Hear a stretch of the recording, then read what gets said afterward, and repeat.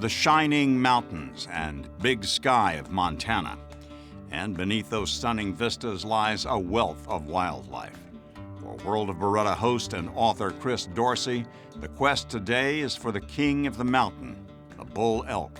And aiding him will be veteran guide Larry Bell.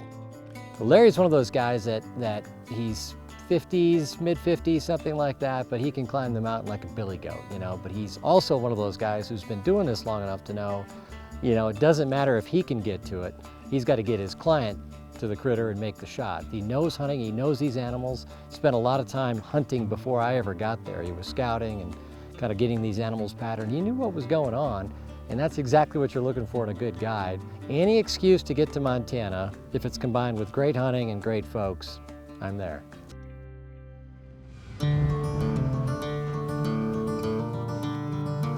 So Larry's plan basically is they had seen a herd of maybe 150 to 200 head, several good bulls in there, well over 300. Kind of working this big hillside, it's late season, you know, after the bow season, all that kind of stuff. And so these herds are really combined, but it's tricky. Anytime you hunt herds of any kind of critter, because you've got all those sets of eyes, you've got wind swirling, all it takes is one animal and the whole opportunity is blown. So we're just kind of tiptoeing, easing through the forest. We could hear distant bulls. We knew they're kind of set up there. They hadn't really moved off. They were from that same location, bugling from that same location. So you've been seeing them up high, kind of working through this they'll come up across here high and work down through the middle of this. And I just as soon be higher up. Yeah. Because if we have to maneuver on them, Easier to move it's on. easier to go downhill than it is up. He said, you know, you see that slope up there? We had about a 330 class bull up there the last 2 nights. So what we're gonna do is we're gonna go sit at the end of that kind of open clearing in the timber up top, and I'm pretty sure we're gonna have your bull first night. You know, so sounds like guide talk, but I actually believed him this time. He is doing what he was born to do, without question. There's sign all over the place. Yeah. Grand Central Station for sure. And we got in. We could smell them. I mean, we were so close, we could smell them. And it was just, they were just there, that ruddy, stinky kind of smell, musky kind of smell. They were everywhere. It's one of those deals where you just knew the next step, you're gonna see fur, antler, something. We had been locating elk, and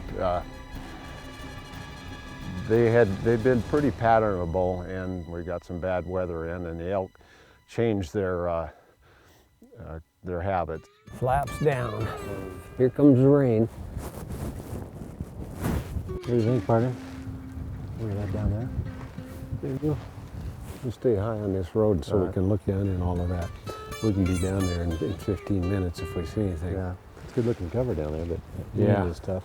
So we get up there, and of course it's 150 mile an hour winds. I mean, seriously, gusting 40, 50 miles an hour. So the weather conditions had changed completely from what it was the previous 2 days when he had this beautiful bull pattern, of course. It's one of those, you should have been here yesterday. I think you've heard that from guides before. You should have been here yesterday. I think you've heard that from guides before. The night before you got here, there was 150 head laying down in those sages. Where are they now? What? Hopefully this kind of weather will get them moving. I would think. Look at that fog blowing through there. We're gonna have snow tonight. There's no elk. I mean, we just didn't see him. And at that point, you're just kind of looking around going, we've got millions of acres of elk cover around us. They could be anywhere.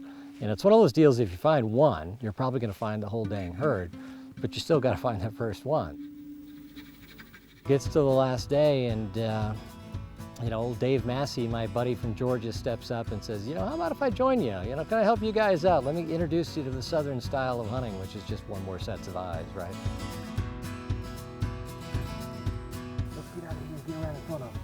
Chris and I have a lot in common. When we're doing something that's not quite working, we're constantly in our mind trying to figure out how to make a better plan, how to bring plan B into effect, or plan C, and we don't stand around and hesitate on those moves. We make a plan and we move on it, whether it works or not.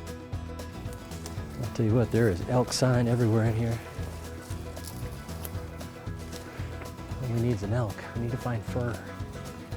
We try a completely different end of the ranch. Got out there at first light, just kind of looked around, glass, kind of hoping, you know, 1 or 2 bulls would step out. Somebody would emerge, you know, some elk would step out and say, yeah, we're here.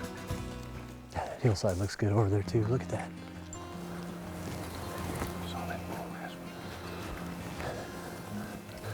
Is that the one the guy didn't take the shot at because it was too far? Glass up in here.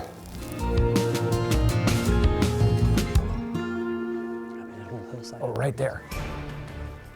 There's a couple cows coming through.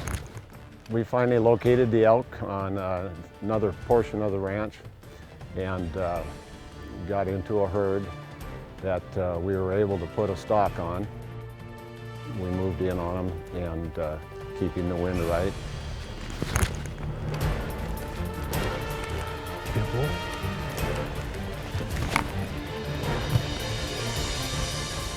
Well, the morning was exciting. It started off, we were seeing small herds of elk. We had a small bull, a branched antler bull, come out from under us on a ledge, and we had cows moving around in small herds, and we just, you know, when you have the feeling the elk are there and you're seeing them, you know that big bull's gonna step out. Chris, I think that first one was a bull. Yeah. Let's get around on him. Yeah, let's go. Get around him? Yeah. Come right over that hill.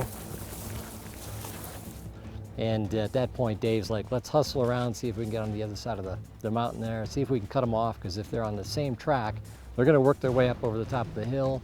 Let's get around there and just wait and see what happens. It's got to be about a 300-yard shot if they pop over, huh?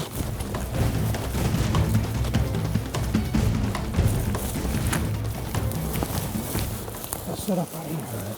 They're gonna pop right over. That's got to be about 3 up there, huh? For it to work that way, to actually get around the side of the mountain, get set up, and to have the bull come out on top of the mountain and make it work happens 1 out of 50 times, if that. And yet it did. Hey, what you got there? 339. Right to the top. Chris? Yeah, 340. 340 on the first.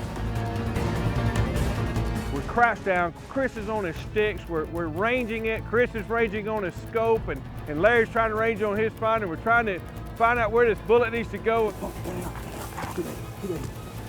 Bull's in front, 6 point. Here we go. Here we go. You hit him. Put another one in him. Good shot. Yeah, put another one. There he goes. He's going down now, baby. Gentlemen, watch him. That is a beautiful bull. Yeah, baby! You did it, man. We did it. All right. Yeah, man. Nice bull. That is a beauty, too. Nice bull. Big branch forks in the end there. Tika, baby. Boy. Top of the back, 30-06 right through the lungs. He just hunches up, I give him another one, and boom, that was that.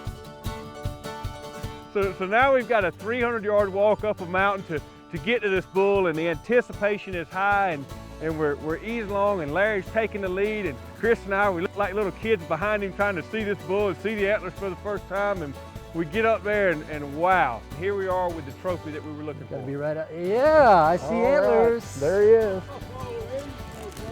He must have rolled about 20, 30 feet there, huh? Yeah. That's what Beauty. he's like, close up. Beauty, beauty, beauty. Look at that. This gun clear. The thing about big game hunting is it's nothing for days and days and days, and then it's over in 10 seconds, and that's kind of the way it goes. You just have to be ready for those 10 seconds. I tell you, for the last day deal, holy cow. Oh, Yeah. gorgeous animal. Ain't that a little Congratulations. Beautiful bull. Golly, Yeah. Beautiful. nice bull. Nice big mainframe 6. Right through the shoulder, a couple shots right Oh, there. what a great shot. Just Oh, holding right on top of the back at that range. What were we, Perfect. 349? Yeah, 340-ish. 339. 339 Yeah, uphill? down here in the bottom. Look at that. Montana, outside of Alaska, there is no state in the Union that has a better persona when it comes to the outdoors and sporting opportunities. The diversity of game, the quality of game, just the landscape itself is really unrivaled. It's just spectacular. Thank you, man. Always good to be with you. Larry, bless your heart, buddy. Good shooting. You're a serious hunter, man. Good shooting. Thanks for taking it easy on an old guy like me.